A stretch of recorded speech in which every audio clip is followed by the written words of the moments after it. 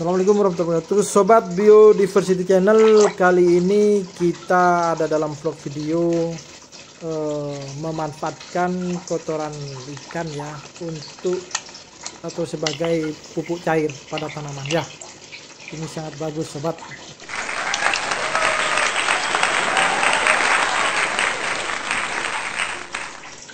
Setiap ikan yang kita pelihara juga menghasilkan kotoran sobat ya. Jadi makanya ada sistem filter atau penyaring atau aerator itu ya, untuk mengurangi tingkat kepadatan hasil kotorannya ya, sehingga air tetap tidak terlalu keruh ya. Kalau dibiarkan juga akan sangat kotor sekali ya. Apalagi terkena cahaya matahari, cenderung nanti airnya akan berwarna hijau sobat. Hijau artinya banyak lumut yang tumbuh juga, kurang baik juga sobat ya, seperti itu. Nah di sini dalam siklus ya mungkin 1 bulan sekali ya, kita perlu juga menguras atau membersihkan filternya, atau bisa jadi 1 minggu sekali ya, tergantung luas daripada itu sobat. Nah caranya seperti itu sobat ya.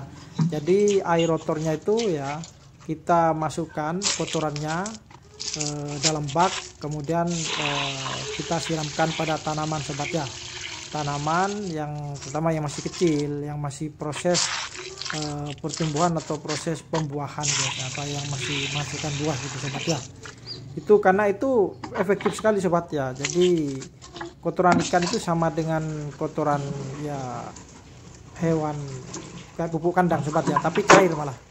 Nah setelah itu ya filter atau aerator kita itu kita bersihkan sobat ya. Kita bersihkan, kita ganti lagi dengan filter yang baru ya, yang masih belum kotor sobat ya.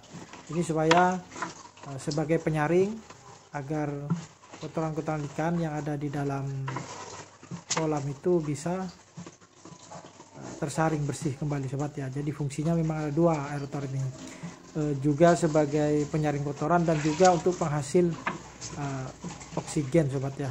Jadi kalau ini sampai mati ya, aerator ini ya misalkan tidak nyala, maka ikan-ikan itu sudah nafsu makannya akan berkurang sobat ya. Makanya dia harus selalu nyala, walaupun misalkan kita jarang menggantikan atau jarang isi filternya itu kita jarang diganti ya, sampai karena kesibukan misalkan 1 bulan, asalkan tetap nyala, maka ikan-ikan ini tetap daya nafsu makannya tetap bagus ya. Jadi tidak sampai dia itu kekurangan oksigen cuman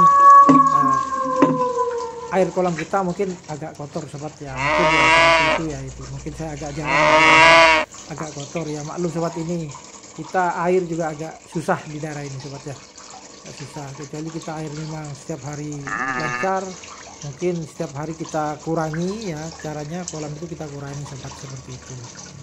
Dikurangi 30% sobat, kemudian diisi kembali gitu airnya ya dengan air yang baru. Nah ini sobat contohnya kalau aerator ya. Jadi sistem sirkulasi airnya itu kalau mati, maka air itu kecenderungannya ikan itu ya akan kekurangan oksigen sobat ya. Itu ciri khasnya, dia akan ke permukaan, kemudian ya mulutnya itu dibuka sobat ya. Ini berarti dia lagi kekurangan oksigen, dan ini kurang baik sobat ya. Itu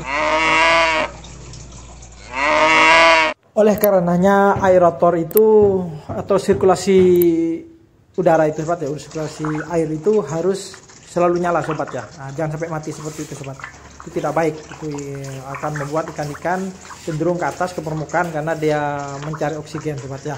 Dan ini dia akan menjadi malas untuk makan sobat ya, malas untuk makan dan tidak lincah.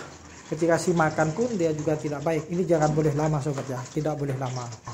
Jadi jangan membiarkan posisi ikan tanpa ada sirkulasi air itu sobat ya, akan membuat ikan ya tidak lincah. Nah perhatikan dengan itu sobat, kondisi hidup dia akan gesit sobat ya, lincah.